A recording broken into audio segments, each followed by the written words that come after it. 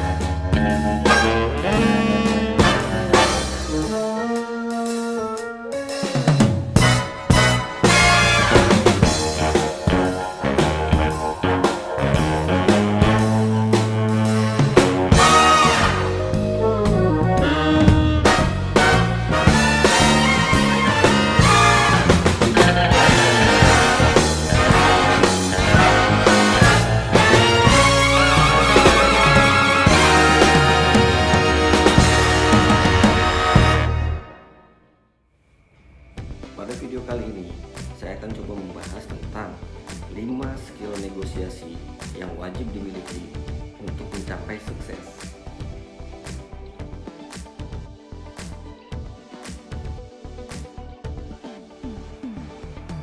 Setiap hari, hampir setiap karyawan rutin melakukan negosiasi, baik negosiasi dengan customer untuk melakukan penjualan, dengan perusahaan rekanan untuk mencapai kesepakatan kontrak, hingga negosiasi dengan rekan kerja mengenai pilihan tempat makan siang. Karena negosiasi rutin terjadi, seringkali kita menganggap negosiasi sebagai hal biasa yang tidak perlu dipelajari secara khusus. Padahal, dengan skill negosiasi yang baik, banyak hal terjadi yang bisa didapat oleh seorang karyawan, seperti kenaikan gaji yang lebih sering, nilai kontrak yang lebih tinggi dengan kedua belah pihak, sama-sama merasa senang, mengubah customer yang marah-marah menjadi customer yang setia, dan sebagainya. Untuk itu, berikut 5 skill negosiasi yang wajib dimiliki karyawan untuk mencapai sukses. Check it out.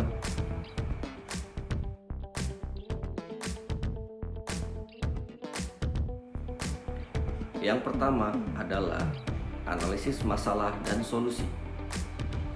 Negosiator yang efektif wajib memiliki skill untuk menganalisis sebuah masalah dan menentukan keperluan tiap pihak yang terlibat. Sebuah analisis masalah yang detail mampu mengidentifikasi isu-isu, ketertarikan pihak yang terlibat, dan tujuan akhirnya.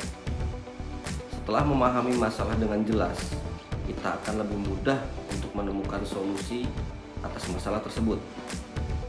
Sebagai contoh, dalam negosiasi kontrak antara karyawan dan pemberi kerja, area yang sering terjadi masalah di negosiasi biasanya terkait pada besarnya kompensasi, yaitu gaji dan bonus, atau mengenai fasilitas.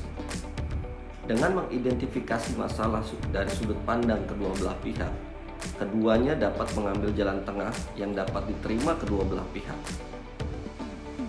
Seperti solusi kontrak jangka pendek untuk masa percobaan kerja dapat menjadi solusi bagi masalah calon karyawan yang menginginkan kesempatan untuk menunjukkan kinerjanya dan pemberi kerja yang masih ragu dengan kinerja calon karyawan tersebut.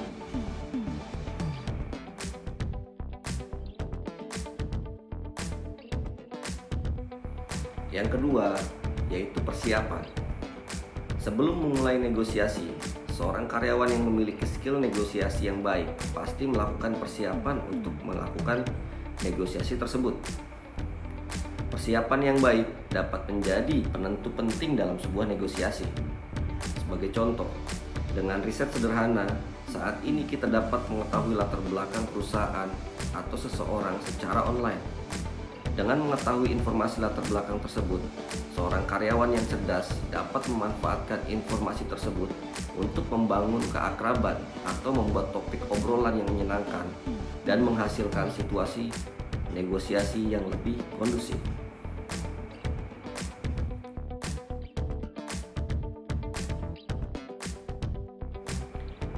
Yang ketiga adalah mendengarkan secara aktif. Tiap negosiator perlu berlatih untuk mendengarkan secara aktif, yaitu berusaha memahami apa yang disampaikan oleh kawan bicara. baik secara verbal maupun nonverbal. Dengan memahami maksud sebenarnya dari apa yang disampaikan oleh pihak lain dalam negosiasi, kita dapat melakukan analisis masalah dengan lebih akurat, sekaligus dapat memikirkan solusi yang lebih tepat untuk kedua belah pihak. Sebagai contoh, ketika dalam meeting mingguan, ada rekan kerja berkata, "Haruskah pekerjaan berat ini saya selesaikan seorang diri?"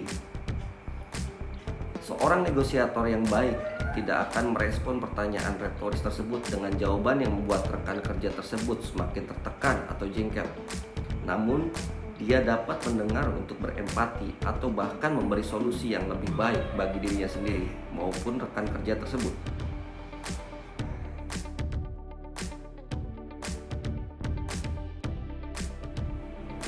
Yang keempat adalah kontrol emosi. Kontrol emosi merupakan hal yang sangat vital dalam negosiasi. Pihak yang tidak mampu mengontrol emosinya seringkali menjadi pihak yang menyesali keputusan atau ucapannya setelah negosiasi berakhir. Walaupun kadang negosiasi berjalan dengan alot dan membuat frustasi, seorang negosiator yang baik akan memeriksa dan memastikan bahwa emosinya tetap terkontrol selama negosiasi berlangsung. Sebagai contoh, seorang direktur utama yang merasa frustasi karena negosiasi gaji general manager baru yang direkrutnya dari perusahaan lain berjalan stagnan. Karena negosiasi yang melelahkan tersebut, direktur utama tersebut akhirnya menyetujui gaji yang jauh lebih tinggi dari perkiraan awalnya. Hal ini mengakibatkan terganggunya anggaran keuangan perusahaan akibat alokasi gaji general manager baru tersebut.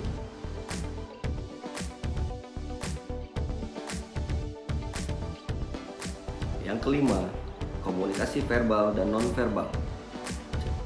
Komunikasi verbal maupun nonverbal merupakan kunci terpenting dalam negosiasi. Seorang negosiator wajib memiliki kemampuan untuk berkomunikasi dengan jelas dan efektif agar dipahami oleh pihak lain dalam negosiasi. Seringkali, komunikasi yang kurang jelas menimbulkan kesalahpahaman yang dapat merubah situasi negosiasi. Sebagai contoh, Jack Welch, sang legenda manajemen dari General Electric, menggunakan teknik 4 blocker atau 4 blocker untuk menyampaikan gagasannya dalam tiap meeting perusahaan. Teknik presentasi 4 blocker ini menggunakan satu slide PowerPoint saja dengan fokus poin pada area.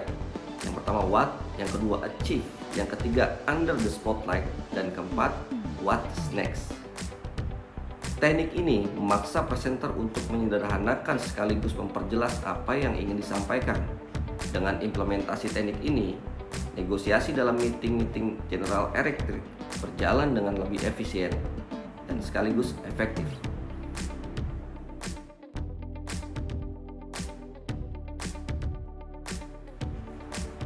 Seperti skill yang lain, skill negosiasi tidak dapat dikuasai hanya dengan membaca teorinya. Kita harus terus berlatih hingga mahir. Saya yakin dengan terus berlatih dan meningkatkan skill negosiasi, perjalanan kita untuk mencapai sukses akan semakin lancar. So, jangan menyerah dan tetap semangat. Semoga video kali ini bermanfaat buat teman-teman semua. Sampai jumpa di video selanjutnya.